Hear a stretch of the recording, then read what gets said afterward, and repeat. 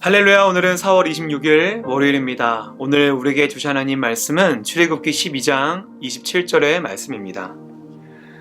너희는 이르기를 이는 여호와의 유월절 제사라. 여호와께서 애굽 사람에게 재앙을 내리실 때에 애굽에 있는 이스라엘 자손의 집을 넘사 우리의 집을 구원하셨느니라 하라 하매 백성이 머리 숙여 경배하니라. 아멘. 여러분, 오늘 본문은 드디어 그 10가지 재앙의 대단원인 10번째 재앙, 바로 처음 난 것을 앗아가는 재앙의 이야기입니다. 근데 이 이야기와 아주 맞물려 있는 중요한 사건이 있는데, 그것은 너무나도 유명한 바로 유월절 사건입니다. 오늘날까지 또 이 유대인들은 이 유월절 사건을 너무나도 중요한 절기로서 여기며 살아가고 있는데요. 왜냐하면 이 유월절 사건을 통해서 하나님이 이스라엘 백성에게 그 구원의 역사를 보여주신 대표적인 사건이기 때문입니다. 그래서 오늘 본문에도 나와 있지만 하나님께서는 이 유월절의 사건을 대대손손 후손들에게 널리 전하며 알리라고 말씀하고 계십니다. 왜냐하면 하나님께서 그 유월절의 사건을 통해서 이스라엘 백성에게 그 구원을 경험하게 하셨기 때문이죠. 그렇다면 하나님께서는 이 유월절 사건을 통해서 이스라엘 백성에게 무엇을 말씀하고 싶으셨을까요? 우리가 때로는 이 10가지의 재앙과 더불어 유월절 사건을 보면서 하나님께서는 이스라엘 백성을 구원하길 원하시고 애굽 백성을 벌하기 원하신다, 그저 그 정도로만 생각할 때가 있습니다. 물론 하나님께서 그 이스라엘 백성에게 관심을 가지시고 그들을 구원해 내시려고 많은 노력과 많은 수고를 하신 것을 우리는 알고 있지만, 오늘 본문을 보면 그 유월절 사건을 통해 구원받은 자들은 단순히 이스라엘 백성이었기 때문이라고 할 수 없습니다.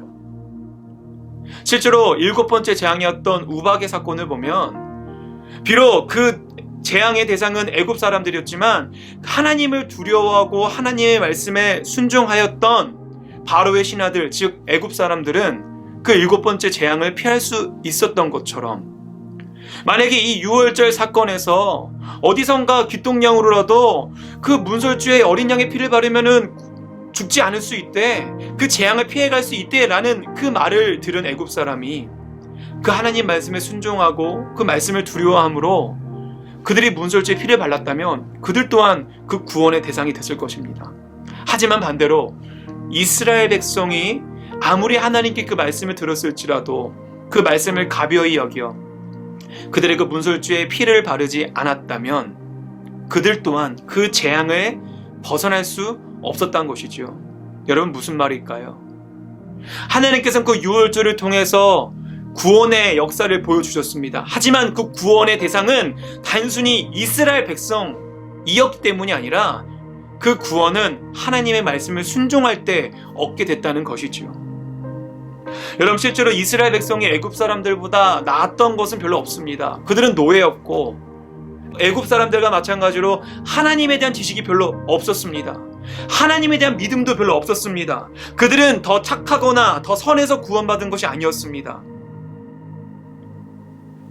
중요한 건 혈통이나 능력이 아니라 어린 양의 피를 붙잡느냐 붙잡지 않느냐에 따라 다르다는 것이지요.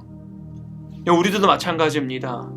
우리가 아무리 그리스도인으로 살아간다 하고 교회를 다닌다 할지라도 우리가 그 하나님 말씀에 순종하지 않는다면, 우리가 주님을 그 경외함으로 주님을 우리 마음속에 초청하지 않는다면, 우리 안에 그 믿음이 없다면 아무리 우리가 교회를 수십 년 다니고 그리스도인이라 말하고 다닐지라도 구원은 우리들의 이야기가 될 수 없다는 것입니다. 실제로 출애굽을 할 때에 이스라엘 백성들도 출애굽을 하지만 거기에는 이방인들도 섞여 있는 것을 우리는 알 수 있습니다. 무슨 말일까요? 하나님께서는 그 출애굽에 대한 구원을 이스라엘에게만 한정한 것이 아니라 하나님 말씀에 순종한 자들에게도 함께 그 구원의 역사를 맛보게 하셨다는 것이지요.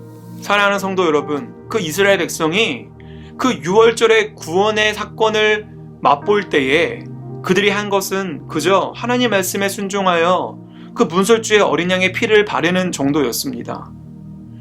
그냥 그 정도의 일을 한 것에 비해서 그들이 받은 것은 구원이라고 하는 어마어마한 은혜였습니다. 우리는 그것을 값없는 은혜라고 하죠. 그것은 단순히 값이 없는 이유는 측량할 수 없어서, 도무지 값으로 매길 수가 없기 때문에, 그리고 그들이 받을 자격 조건이 없었음에도 주어졌기 때문에 우린 그것을 값없는 은혜라고 합니다. 하지만 시간이 지나면서 이스라엘 백성은 그 값없는 은혜를 값싼 은혜로 변질시켰습니다.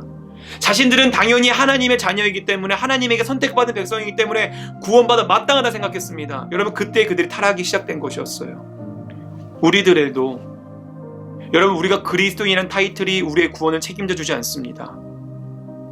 우리가 주님 말씀에 순종할 때에, 그리고 하나님께서 우리에게 주신 그 은혜를, 그 측량할 수 없는 은혜를 우리가 감사히 여기며, 도저히 우리가 메꿀 수 없는 그 값없는 은혜라고 우리가 고백할 때에 그 구원의 사건이 바로 오늘날 우리에게도 주어질 줄 믿습니다.